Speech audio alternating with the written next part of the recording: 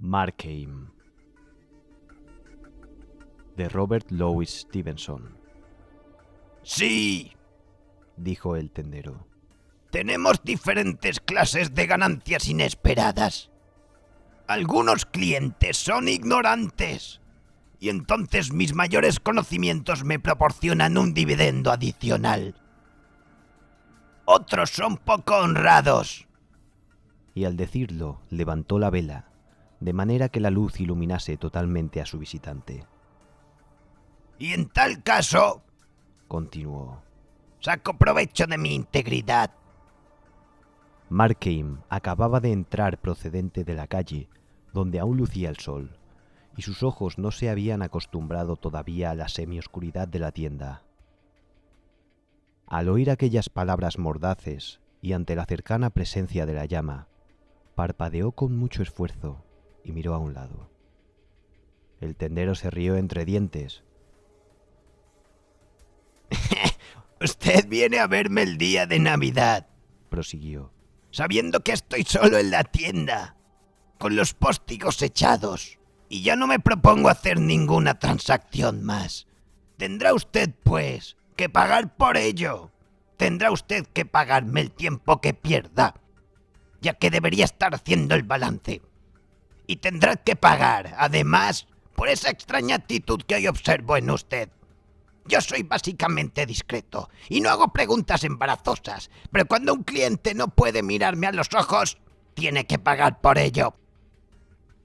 El tendero se rió entre dientes una vez más, y luego añadió, volviendo a su acostumbrado tono de comerciante, aunque con un deje de ironía en su voz. ¿Puede usted, como de costumbre, explicarme con claridad cómo ha llegado a su poder ese objeto en cuestión? ¿Procede también del gabinete de su tío? Un coleccionista excepcional, vaya que sí. Y el tendero, un hombrecillo pálido y cargado de espaldas, casi se puso de puntillas. Lo miró por encima de sus gafas de montura dorada y movió la cabeza denotando incredulidad. Markheim le devolvió la mirada con otra que mostraba una compasión infinita y una pizca de horror. «Esta vez», dijo, «está usted equivocado. No he venido a vender, sino a comprar. No tengo ninguna curiosidad de la que deshacerme. Del gabinete de mi tío solo queda el revestimiento de madera de las paredes, pero aunque estuviese intacto, me ha ido bien en la bolsa, y me inclinaría más bien por aumentarlo. Lo que me trae aquí hoy es bien sencillo. Busco un regalo de Navidad para una dama». Prosiguió hablando con más soltura a medida que avanzaba el discurso que había preparado. «Y sin duda le debo una disculpa por molestarlo por un asunto tan nimio. Pero ayer me olvidé de hacerlo, y debo entregar mi pequeño obsequio en la cena. Y como usted sabe muy bien, casarse con una dama rica es algo que no debe despreciarse». Siguió una pausa, durante la cual el tendero pareció sopesar con incredulidad aquella afirmación. El tic-tac de los numerosos relojes que abarrotaban la tienda y el débil ajetreo de los coches de alquiler en una calle cercana llenaron el intervalo de silencio. «De acuerdo, señor», dijo el tendero. «Lo que usted diga. Después de todo, usted es un viejo cliente. Y sí, como dice, tiene la oportunidad de hacer un buen matrimonio. No tengo la menor intención de ser un obstáculo. Aquí tiene algo delicado para una dama», prosiguió. «Este espejo de mano del siglo XV. Se lo garantizo. Procede también de una buena colección, pero me reservo el nombre para proteger los intereses de mi cliente, que igual que usted, mi querido señor, era sobrino y único heredero de un extraordinario coleccionista». Mientras seguía así hablando, con una voz seca y cortante, el tendero se había inclinado para coger el objeto del lugar en donde se encontraba.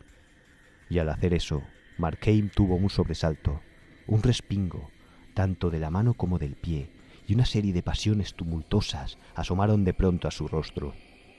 Su turbación desapareció tan rápido como vino, y no dejó más rastro que un cierto temblor en la mano que recibía el espejo. Un espejo», dijo con voz quebrada. Luego hizo una pausa y repitió con mayor claridad. «Un espejo en Navidad. No es posible». «¿Y por qué no?», exclamó el tendero. ¿Por qué no un espejo? Markheim lo observaba con una expresión indefinible. ¿Y me lo pregunta usted?, dijo. Pues bien, mírese en él. ¿Le gusta lo que ve? ¡No! ¡Ni a mí, ni a nadie! El hombrecillo saltó hacia atrás cuando Markheim le puso delante el espejo tan repentinamente, pero al darse cuenta de lo que llevaba aquel en la mano, no suponía ningún peligro para él. Se rió entre dientes. Su futura esposa, señor, debe de ser poco agraciada, dijo. Le pido un regalo de Navidad, dijo Markheim. Y usted me ofrece esto. Este maldito recordatorio de años, de pecados y de desatinos. Esta conciencia de mano. ¿Lo dice en serio? ¿Pensaba usted en algo concreto? Dígamelo. Será mejor que lo haga. Vamos, hábleme de usted. Me atrevo a suponer que, en el fondo, es usted un hombre muy generoso. El tendero observó a su interlocutor con detenimiento. Era muy extraño, pero Markheim no parecía reírse. Por el contrario, en su rostro había algo así como un apremiante destello de esperanza, pero de ningún modo estaba alborozado. ¿Qué insinúa usted?, preguntó el tendero. ¿No es usted generoso?, replicó el otro con melancolía. No es generoso, ni piadoso, ni escrupuloso. No ama, ni es amado. Tiene las manos solo para recoger dinero y una caja de caudales para guardarlo. ¿Es eso todo? Dios mío, ¿es eso todo? Le diré lo que es, empezó el tendero con cierta actitud y luego se echó a reírse entre dientes otra vez. Ya veo de qué se trata. De un matrimonio por amor. ¿Y qué ha estado usted bebiendo a la salud de la dama? ¡Ah!, exclamó Markheim, mostrando una extraña curiosidad. ¿Ha estado usted enamorado alguna vez? Hábleme de ello. ¿Yo? Exclamó el tendero. ¿Enamorado yo? Nunca tuve tiempo. Ni lo tengo ahora, para todas esas bobadas. ¿Va a llevarse el espejo? ¿Qué prisa hay?, respondió Markheim. Resulta muy agradable estar aquí hablando, y la vida es tan breve y tan insegura que no quisiera apurar con prisas ningún placer. No, ni siquiera un placer tan moderado como este. Deberíamos aferrarnos a lo poco que podamos conseguir, como un hombre al borde de un precipicio. Cada segundo es precioso, si piensa usted en ello. Un precipicio de 1 milla de altura, lo bastante alto si caemos para estrellarnos y perder hasta el último vestigio de humanidad. Por lo tanto, es preferible hablar de cosas elegantes. Hablemos el uno del otro. ¿Por qué ponernos caretas? Charlemos confidencialmente. ¿Quién sabe? Podríamos llegar a ser amigos. Solo tengo una cosa que decirle, replicó el tendero. Haga su compra o salga de mi tienda. Cierto, dijo Markheim. Basta de bromas. Vayamos al grano. Muéstreme otra cosa. El tendero se inclinó una vez más, esta vez para volver a ponerse el espejo en la estantería, y mientras lo hacía, sus finos cabellos rubios le cayeron sobre los ojos. Markheim se acercó a él un poco más, con una mano metida en el bolsillo de su gabán. Se irguió y llenó sus pulmones de aire. Al mismo tiempo, su rostro expresó muchas emociones diferentes: terror, pavor y determinación, fascinación y repugnancia física, y levantando con fiereza el labio superior, enseñó los dientes. «Tal vez le agrade esto», dijo el tendero. Y entonces, mientras trataba de levantarse otra vez, Markheim saltó sobre su víctima desde atrás. Una daga, larga como un espetón, centelleó antes de caer al suelo. El tendero forcejeó como una gallina, se golpeó la sien contra un estante y luego cayó desplomado. Un montón de vocecitas seguían marcando el paso del tiempo en la tienda. Unas majestuosas y lentas, como correspondía a su mucha edad. Otras locuaces y apresuradas. Todas aquellas voces computaban los segundos en un intrincado coro de tic-tacs. Luego, el ruido de pasos de un muchacho que corría pesadamente por la acera se impuso a aquellas voces más débiles y sobresaltó a Markheim, que empezó a darse cuenta de lo que le rodeaba. Echó una mirada a su alrededor, completamente espantado. La vela seguía ardiendo sobre el mostrador, y su llama flameaba solemnemente, impulsada por una corriente de aire. Y mediante aquel insignificante movimiento, Toda la habitación se llenó de un silencioso bullicio que subía y bajaba como las olas del mar. Las sombras alargadas se balanceaban, las densas manchas de oscuridad crecían y menguaban como si respirasen. Los rostros de los retratos y los dioses de porcelana se transformaban y fluctuaban como imágenes en el agua.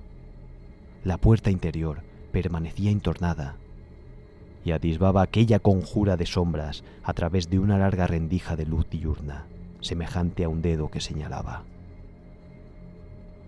De esas ondulaciones que daban miedo, los ojos de Markheim retornaron al cuerpo de la víctima, que yacía encorvado y al mismo tiempo extendido, increíblemente pequeño y, aunque parezca mentira, más despreciable que en vida.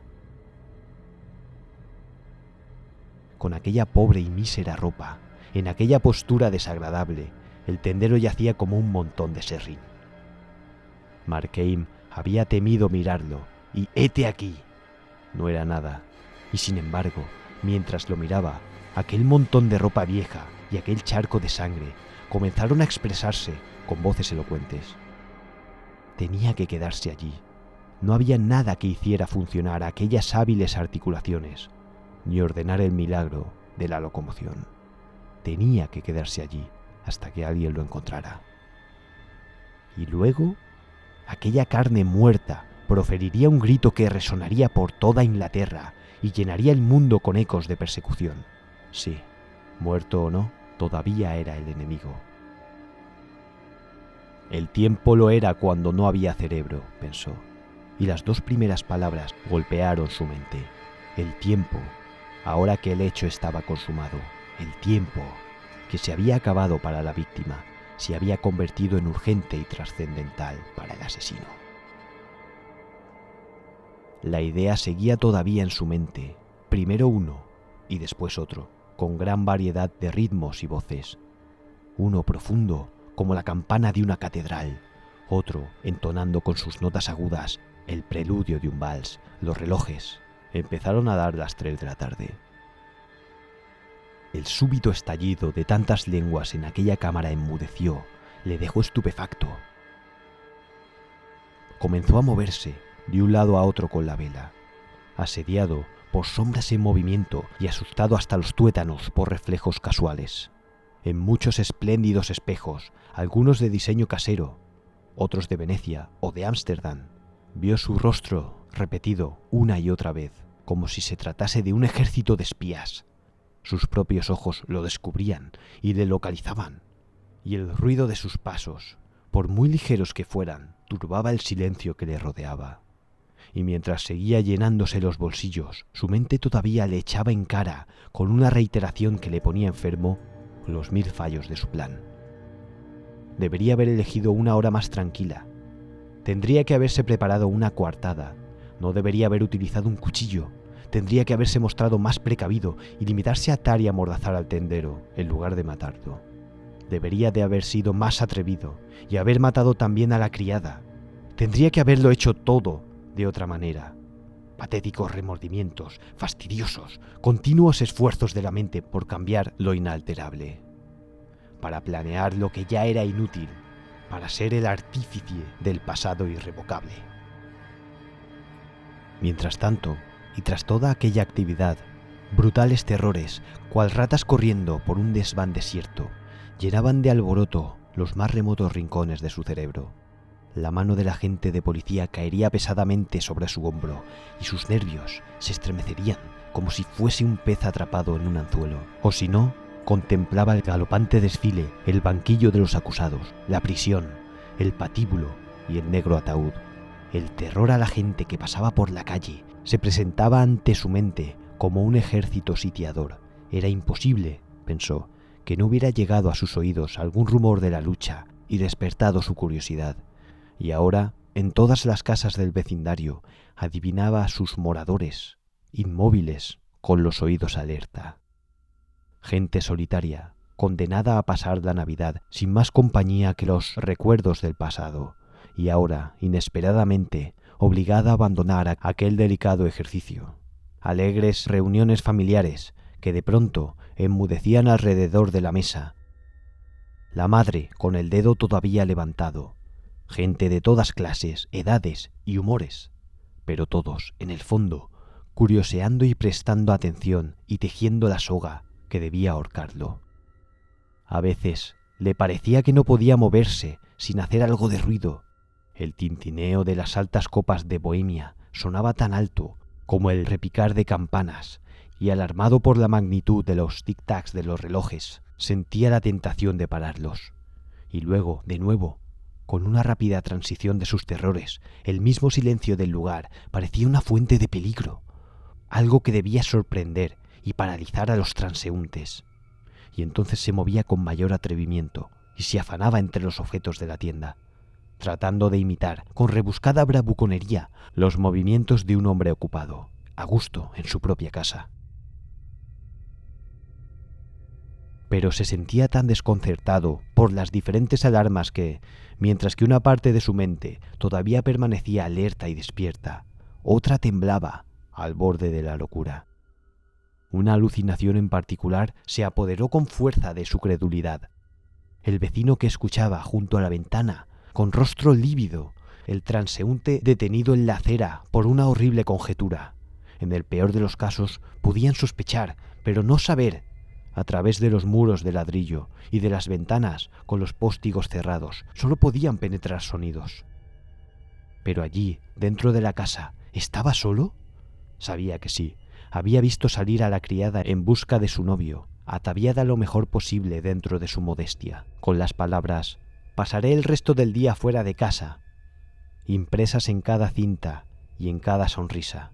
Sí, estaba solo, por supuesto, y sin embargo, en el piso de arriba, de la casa vacía, podía escuchar ciertamente un ligero revuelo de pasos. Era consciente, sin duda, inexplicablemente consciente, de la presencia de alguien. Sí, en defecto, su imaginación la siguió por cada cuarto y cada rincón de la casa. Unas veces era algo sin rostro que, no obstante, tenía ojos para ver. Otras era la sombra de sí mismo, y sin embargo contemplaba otra vez la imagen del tendero muerto, inspirada de nuevo por la astucia y el odio. A veces, tras un intenso esfuerzo, echaba una ojeada a la puerta abierta, que sus ojos todavía parecían rechazar. La casa era alta, la claraboya pequeña y sucia, el día sin visibilidad a causa de la niebla, y la pequeña luz filtrada hasta la planta baja era extremadamente débil y apenas permitía ver el umbral de la tienda. Y no obstante, en aquella franja de claridad incierta, ¿no se agitaba una sombra? De pronto, en la calle, un caballero muy jovial empezó a golpear la puerta de la tienda con su bastón, acompañando los golpes con gritos y chanzas en los que continuamente llamaba al tendero por su nombre. Paralizado por el miedo, Markheim echó un vistazo al muerto, pero no. Yacía completamente inmóvil, se encontraba completamente fuera del alcance de aquellos golpes y de aquellos gritos. Estaba sumergido bajo océanos de silencio, y su nombre, que otrora le hubiese llamado la atención en medio del fragor de la tormenta, se había convertido en un sonido hueco. Y al poco rato, el jovial caballero desistió de seguir llamando y se marchó. Aquello era un claro indicio de que debía darse prisa en lo que le quedaba por hacer, que tenía que marcharse de aquel vecindario que le acusaba, zambullirse en un baño de multitudes y al final del día llegar a aquel refugio seguro y de aparente inocencia, su cama.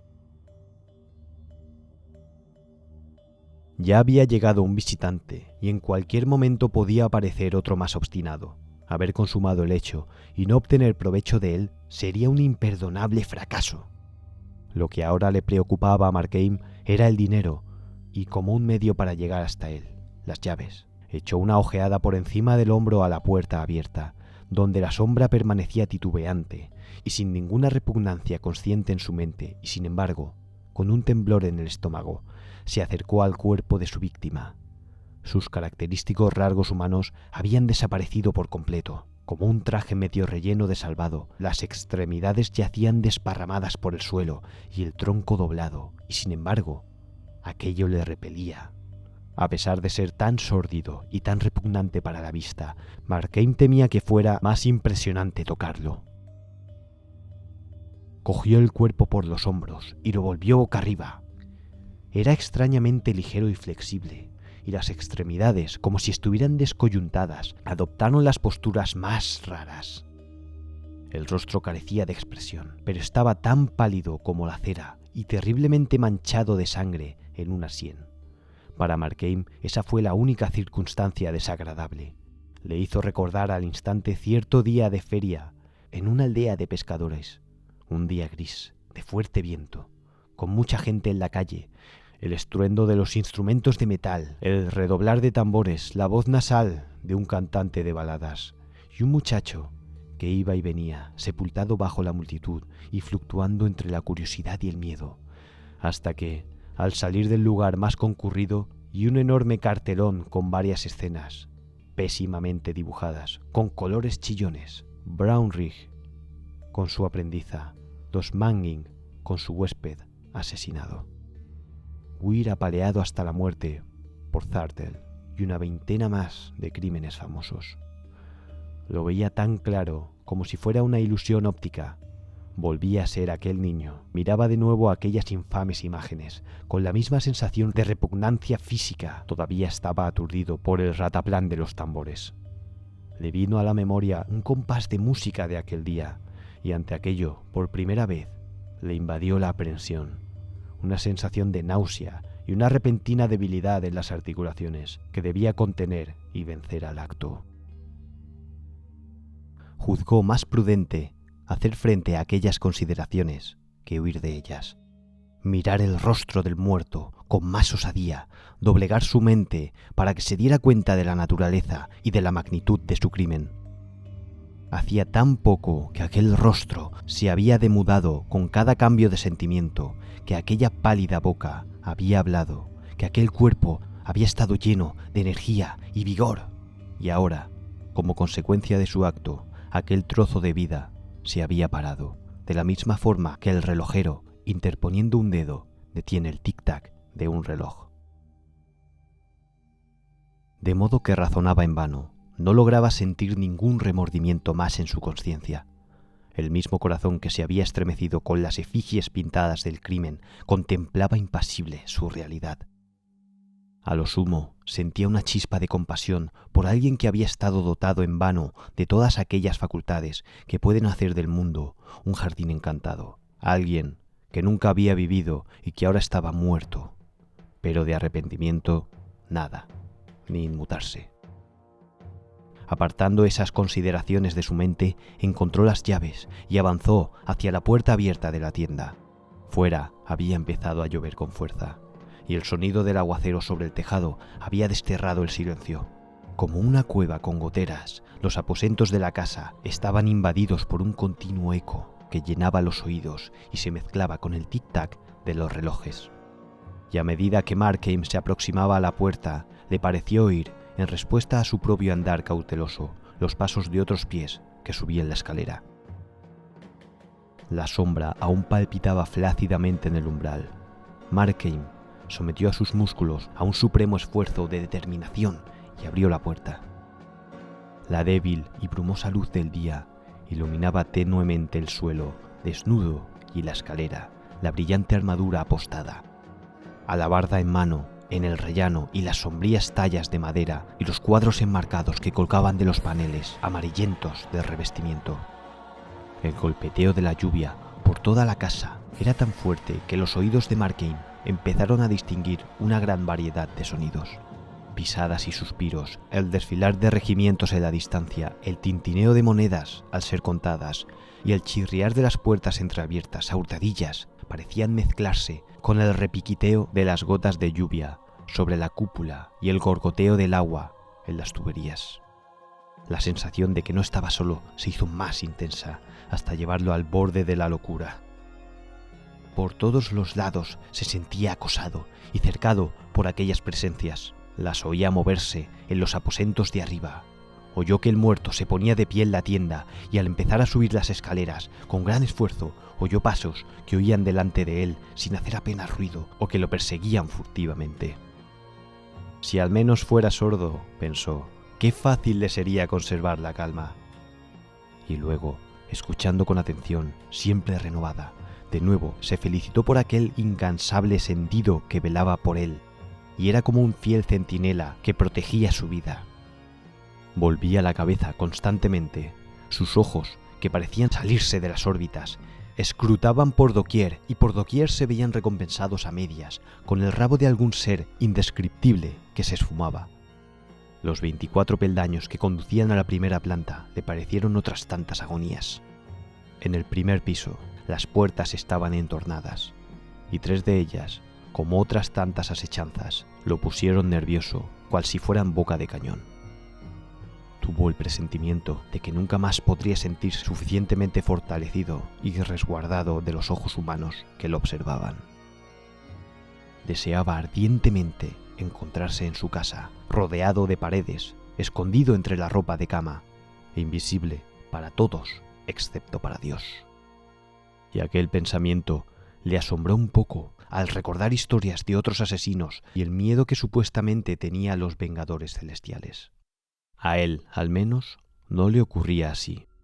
Él temía las leyes de la naturaleza, no fuera que, en su despiadado e inmutable proceder, conservaran alguna prueba irrecusable de su crimen. Temía 10 veces más, con terror ciego y supersticioso, alguna escisión en la continuidad de la experiencia humana, alguna deliberada ilegalidad de la naturaleza. El suyo era un juego de habilidad, que dependía de reglas, que extraía consecuencias a partir de las causas. Pero, ¿qué sucedería si la naturaleza, al igual que el tirano derrocado, volcó el tablero de ajedrez, rompiera el molde de su descendencia? Algo semejante le había acontecido a Napoleón, según dicen los historiadores, cuando el invierno modificó el momento de su aparición. Lo mismo podía ocurrirle a Markheim. Las sólidas paredes podían volverse transparentes y revelar sus actividades, como la de las abejas en una colmena de cristal. Las sólidas tablas podían ceder bajo sus pies, como arenas movedizas, y atraparlo en sus garras. Sí, y existían accidentes más graves que podían destruirlo. Por ejemplo, que la casa se derrumbase y lo aprisionara junto al cadáver de su víctima, o que se prendiera fuego en la casa de al lado y los bomberos le invadieran por todas partes. Esas eran las cosas que Markheim temía, y en cierto sentido podría decirse que esas cosas equivalían a las manos de Dios extendidas contra el pecado.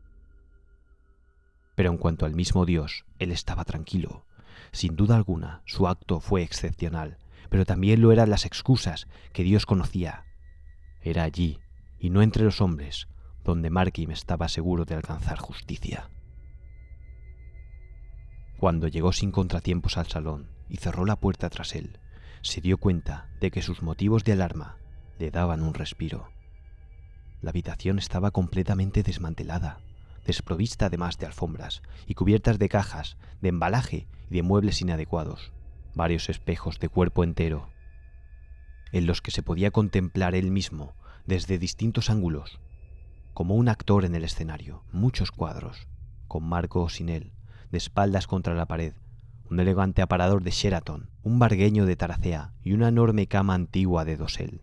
Las ventanas se abrían hasta el suelo, pero por fortuna los póstigos estaban echados en la parte inferior, y eso le ocultaba de los vecinos.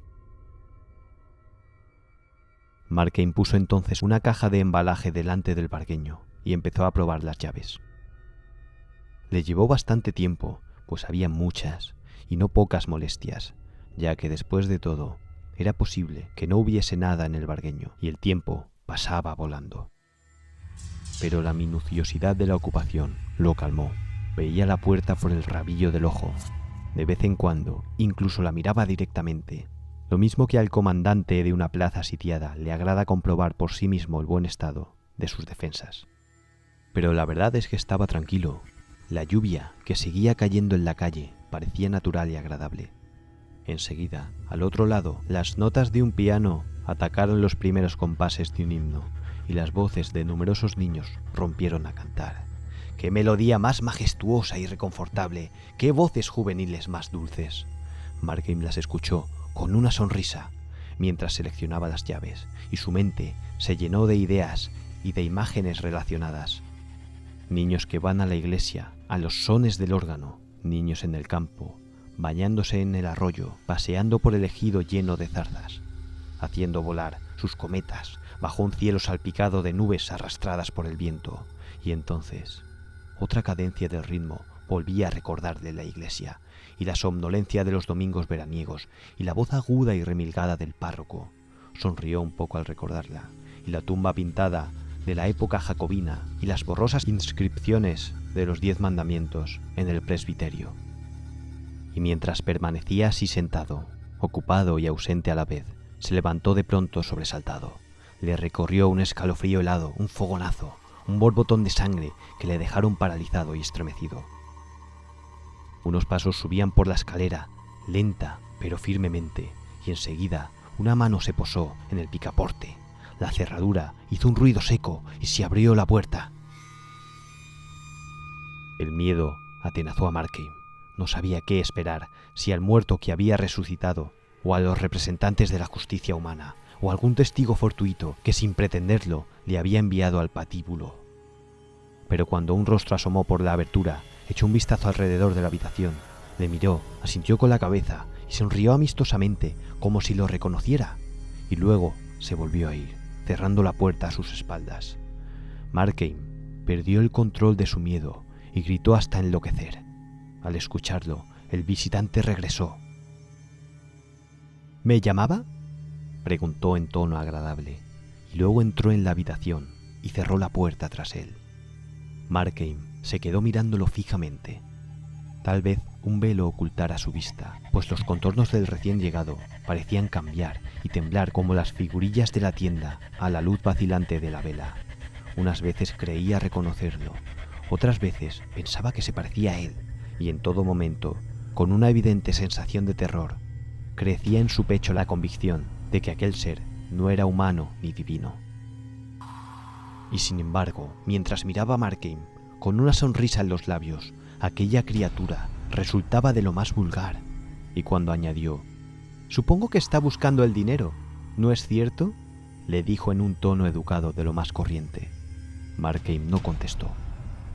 «Debo advertirle», continuó el otro, «que la criada se despide de su novio más temprano que de costumbre y que no tardará en llegar. Si encontrase al señor Markheim en esta casa, no necesito describirle lo que pasaría». «¿Me conoce usted?», exclamó el asesino. El visitante sonrió. «Desde hace mucho ha sido usted uno de mis preferidos», dijo. «Hace mucho que le observo y a menudo he tratado de ayudarle». «¿Quién es usted?», gritó Markheim. «¿El diablo?». «Lo que yo pueda ser», respondió el otro. «No afecta al servicio que me propongo a prestarle». «Claro que afecta», exclamó Markheim. «Vaya que sí. ¿Recibir ayuda de usted? No, nunca. De usted no. Todavía no me conoce. Gracias a Dios, usted no me conoce». «Le conozco», replicó el visitante, con una especie de amable severidad, o más bien firmeza. «Conozco hasta sus más íntimos pensamientos». «¿Conocerme?», gritó Markheim. «¿Quién puede conocerme? Mi vida no es más que una parodia y un descrédito de mí mismo. He vivido para contradecir a mi naturaleza. Todos los hombres lo hacen. Todos los hombres son mejores que ese disfraz que crece a su alrededor y los ahoga. Los verá usted arrastrándose por la vida, como alguien a quien hubieran secuestrado unos asesinos a sueldo, embozándolo para callar sus gritos. Si tuvieran el control de sí mismos, si pudieran ver sus rostros, serían totalmente diferentes, resplandecerían como héroes santos. Yo soy peor que la mayoría, he ocultado mi verdadera personalidad, mi justificación, solo la conocemos Dios y yo. Pero si tuviera tiempo, podría mostrarme tal cual soy».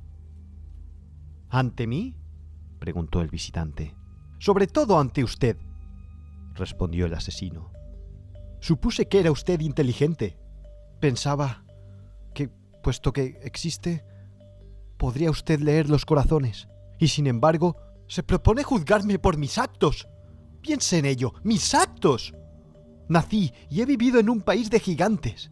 Gigantes que me han arrastrado por las muñecas desde que salí del vientre de mi madre. Los gigantes de las circunstancias. ¿Y usted quiere juzgarme por mis actos? ¿Acaso no puede ver usted en mi interior? ¿No comprende que el mal me resulta odioso? ¿No puede ver dentro de mí la difama escritura de mi conciencia? jamás desdibujada por sofistas deliberados, aunque con demasiada frecuencia haya hecho caso omiso de ella? ¿No puede reconocer en mí a alguien que sin duda debe de ser tan corriente como la humanidad misma? ¿El pecador a regañadientes? Todo eso lo ha expresado usted con profunda emoción, fue su respuesta. Pero me trae sin cuidado. Esos consistentes argumentos no son de mi incumbencia, y no me importa en lo más mínimo cuál fue el impulso que le arrastró a usted, mientras sea en la dirección correcta. Pero el tiempo vuela. La criada se demora mirando a la gente que pasa y a los dibujos de las carteleras, pero cada vez está más cerca, y recuerde, es como si el propio patíbulo se acercara a usted, resueltamente atraviesen las calles de este día navideño. ¿Quiere que le ayude? ¿Yo que todo lo sé? ¿Quiere que le diga dónde encontrar el dinero? ¿A qué precio?, preguntó Markheim. Le ofrezco este servicio como regalo de Navidad, respondió el otro. Markheim no pudo contener una sonrisa que expresaba una especie de júbilo amargo. No, dijo, no aceptaré nada de usted. Si estuviera muriéndome de sed y fuera su mano la que me llevase el jarro a los labios, encontraría el valor suficiente para rechazarlo. Puede que sea crédulo, pero no haré nada que me comprometa con el mal. No tengo nada que objetar a que se arrepienta en su lecho de muerte, comentó el visitante. Porque no cree usted en su eficacia. Yo no diría eso, contestó el otro. Pero yo miro esas cosas desde otro ángulo. Cuando la vida se acaba, mi interés decae. El hombre ha vivido para servirme, para propagar pensamientos tan ruines bajo la apariencia de religión, para sembrar cizaña en el trigal, como hace usted en escasa complicidad con el deseo. Cuando está tan cerca de su liberación, solo puede añadir un acto de servicio más: arrepentirse, morir con la sonrisa en la boca, y de este modo infundir confianza y esperanza a los más timoratos de mis seguidores que quedan vivos. No soy un amo tan severo. Póngame a prueba. Acepte mi ayuda. Disfrute de la vida como ha hecho hasta ahora. Disfrute en mayor cuantía. Ponga los codos sobre la mesa. Y cuando empiece a anochecer y se corran las cortinas, le aseguro, para su mayor consuelo, que hasta le resultará fácil arreglar cuentas con su conciencia y hacer servilmente las paces con Dios. Precisamente, vengo de uno de esos lechos de muerte y la estancia estaba llena de sinceros dolientes que escuchaban las últimas palabras de aquel hombre, y cuando le miré a la cara antes tan despiadada y dura como el pedernal, comprobé que sonreía esperanzado. Entonces, ¿supone usted que soy uno de esos seres?, preguntó Markheim. ¿Cree que no tengo más aspiraciones que pecar, pecar y pecar, para al final entrar a hurtadillas en el cielo? Me solivanta la idea. ¿Es esa, pues, la experiencia que tiene usted del género humano? ¿O se imagina tales vilezas porque me ha descubierto con las manos en la masa? ¿Acaso el asesinato es un delito tan impío como para secar las fuentes mismas del bien? El asesinato no representa para mí ninguna categoría en especial, respondió el otro. Todos los pecados son asesinatos, en la medida en que toda vida es una guerra. Considero a su raza como uno de esos marineros muriéndose de hambre sobre una balsa, que arrebatan el último mendrugo a los más necesitados y se alimentan de las vidas de los demás. Sigo de cerca los pecados más allá del momento en el que se cometen. Compruebo que en todos ellos la última consecuencia es la muerte, y para mí, la linda doncella que engaña a su madre con tanta gracia para asistir a un baile tiene las manos tanto o más visiblemente manchadas de sangre humana que un asesino como usted. ¿Le he dicho que sigo de cerca los pecados? También las virtudes. Apenas difieren de ellos en el grosor de una uña. Unas y otros son las guadañas con las que el ángel de la muerte lleva a cabo su mortífera siega. El mal para el cual vivo no está en la acción, sino en el personaje. Le tengo mucho cariño al hombre malo. No es así a las malas acciones, cuyos frutos, si pudiéramos remontarnos lo bastante lejos a través de la impetuosa catarata del tiempo, podríamos encontrar, sin embargo, más provechosos que los de las virtudes más raras. Y si le ofrezco ayudarle a escapar, no es porque haya matado a un tendero, sino porque es usted, Markheim. Le abriré mi corazón, respondió Markheim. Este crimen, en el que usted me ha sorprendido, es el último que cometeré. Hasta llegar a él he aprendido muchas lecciones. Él mismo es una lección, una trascendental lección. Hasta ahora me he visto arrastrado a mi pesar a hacer lo que no quería. Era un esclavo, forzoso y atormentado de la pobreza. Existen sólidas virtudes que pueden soportar esas tentaciones. No era ese mi caso. Tenía sed de placeres. Pero hoy, y como consecuencia de este acto, he obtenido riquezas y un escarmiento. La posibilidad y la renovada decisión de ser yo mismo. Me he convertido en un actor libre sobre el escenario del mundo. Empiezo a verme completamente cambiado, a considerar estas manos agentes del bien, este corazón en paz. Algo llega hasta mí procedente del pasado, algo de lo que había soñado los domingos por la tarde, cuando escuchaba el órgano de la iglesia, algo que pronostiqué cuando derramaba lágrimas sobre las páginas de libros sublimes, o cuando hablaba con mi madre, siendo todavía una criatura inocente. Allí está mi vida. He andado a la deriva unos cuantos años, pero ahora veo cuál es mi destino. Va a invertir usted en el dinero de la bolsa, ¿no es así?, comentó el visitante. Y si no me equivoco, ya ha perdido usted algunos miles. Sí, dijo Markheim. Pero esta vez tengo algo seguro. Esta vez perderá de nuevo, respondió el visitante en voz baja. Sí, pero me quedaré con la mitad, exclamó Markheim. También la perderá, dijo el otro. El sudor empezó a perlar la frente de Markheim. Pues entonces, ¿qué más da?, exclamó. Digamos que lo pierdo todo, que me hundo de nuevo en la pobreza. ¿Seguirá hasta el fin una parte de mí, la peor, pisoteando a la mejor? El bien y el mal conviven dentro de mí, tirando de mí en ambas direcciones. No quiero solo una cosa, las quiero todas. Puedo imaginar grandes hazañas, renunciamientos, martirios. Y aunque he incurrido en un delito como el asesinato, la compasión no es ajena a mis pensamientos. Compadezco a los pobres. ¿Quién conoce mejor que yo sus tribulaciones? Las compadezco y los ayudo. Aprecio el amor. Me encanta la risa sincera. No existe en el mundo nada bueno ni auténtico que yo no ame de todo corazón. ¿Han de ser únicamente mis vicios quienes dirijan mi vida, mientras que mis virtudes no surten efecto, como si fueran inútiles cachivaches de la mente? No. El bien también es un manantial de actos. Pero el visitante levantó un dedo.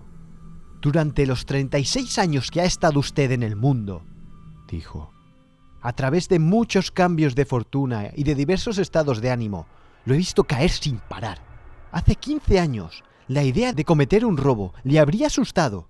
Hace 3 años, habría retrocedido ante la palabra asesinato. ¿Existe algún delito, alguna crueldad o vileza que todavía le repugne? Dentro de 5 años, le sorprenderé cometiéndolos. Su trayectoria cada vez está más cuesta abajo.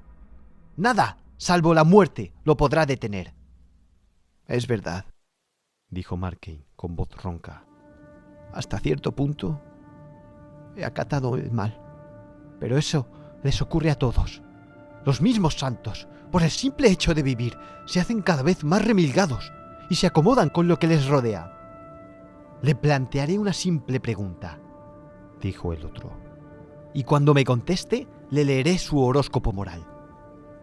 En muchas cosas se ha vuelto usted cada vez más descuidado. Posiblemente hace usted el bien y en todo caso, a todos les sucede lo mismo. Pero aun admitiendo eso, ¿existe algún aspecto particular del mal, por insignificante que sea, que le resulte más difícil de acomodar a su conducta? ¿O se deja llevar a rienda suelta en todo? ¿Algún aspecto en particular?, repitió Markheim, angustiado al pensar en ello. ¡No!, añadió con desesperación. ¡Ninguno! ¡Me he dejado llevar en todo! Entonces, dijo el visitante, confórmese con lo que es, porque nunca cambiará. El papel que usted representa en esta obra está ya irrevocablemente escrito. Markheim permaneció callado un buen rato, y realmente fue el visitante el primero en romper el silencio. Siendo así, dijo, ¿le digo dónde está el dinero? ¿Y el perdón?, gritó Markheim. ¿Acaso no lo ha intentado?, respondió el otro. Hace 2 o 3 años no le vi en la tribuna de una reunión evangelista y era su voz la que entonaba más fuerte el himno. Es cierto, dijo Markheim. Y ahora veo claramente lo que me queda por hacer. Le agradezco estas lecciones con toda mi alma. Me ha abierto los ojos y al fin me veo a mí mismo como soy. En aquel momento, el agudo tintineo de la campanilla de la puerta resonó por toda la casa y el visitante, como si la llamada fuese una señal que había estado esperando, cambió inmediatamente la actitud. ¡La criada!, exclamó. ¡Ha regresado, como le advertí! Y ahora usted tiene que dar otro paso más difícil.